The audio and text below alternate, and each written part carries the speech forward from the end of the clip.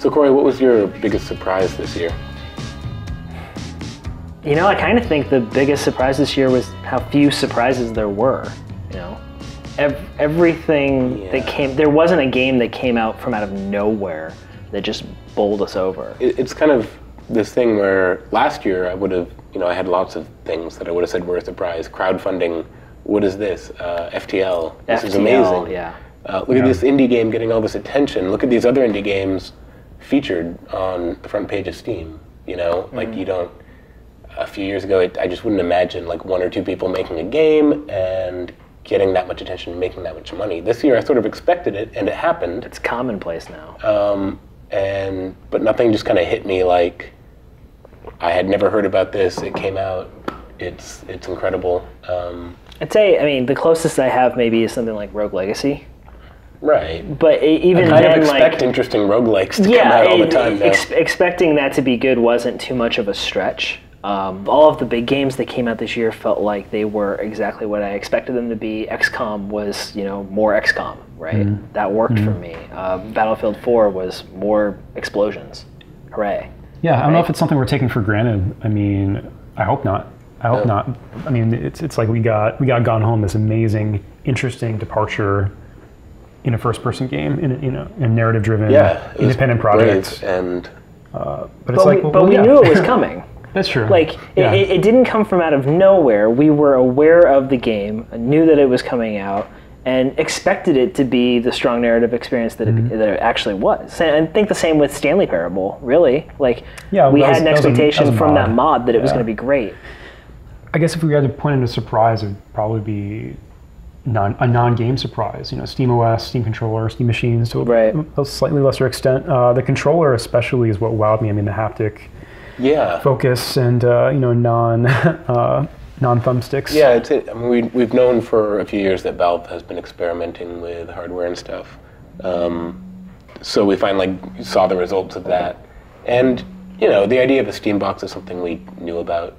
But how they're going about it is interesting. Releasing a free Linux-based OS. Yeah, the philosophy behind what they're doing. Having other manufacturers. But the fact that they're not going to sell boxes themselves, right? They're manufacturing the controller, and those will be included.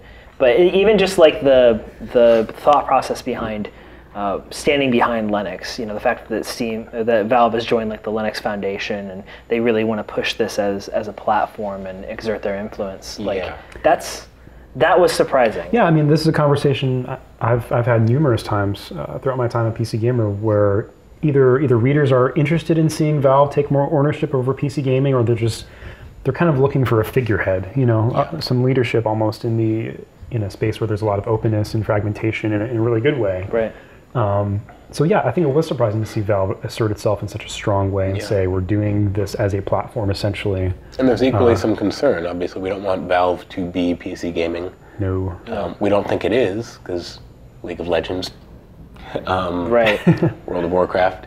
But they are making a platform for PC gaming, arguably in the living room, which is something not served right now, so they're not taking a monopoly over PC gaming in general necessarily, but you have to assume they're going to push for Linux on desktop PCs too, and they're just going to push to get Microsoft out of their sort of flow from product to consumer. They want to take Microsoft out of the middle there, and in a way that hopefully doesn't impede upon the user, right? It might be kind of pie in the sky or naive of me to think about it this way, but there's nothing stopping you from doing other stuff with your Linux install if you're running SteamOS. You can have that big picture mode thing that we imagine will be in there going, or you can swap out of that and go into a normal web browser. Yeah. At least on the face of it, Valve seems like they really do have our best interests at heart. I hope that's true, because if it's not, that's terrifying. That's why they get so much goodwill, despite being huge sort of gigantic monolithic monstrosity, yeah. Two small surprises I would also mark are that we're seeing Blizzard kind of get away from its one game a year pace finally. They didn't release multiple games this year, but we have a Diablo expansion coming. There's Hearthstone, Heroes of the Storm, and the Warcraft expansion, obviously. And plans for much more frequent Warcraft expansions. Right. So they're kind of stopping the every 1.5, 2 years sort of trend. Ramping up production for sure. Exactly, and it's another year in which Half-Life didn't release. I guess. I don't know if that's a surprise, but It's a surprise. I mean, a lot of people were speculating around the SteamOS announcement Right. Yeah. that we would see something like that. But I thought for sure. Remains I to be really seen. thought for sure. But Not nope, yet. Gonna have to keep on waiting, Corey. that's okay. Surprise, surprise.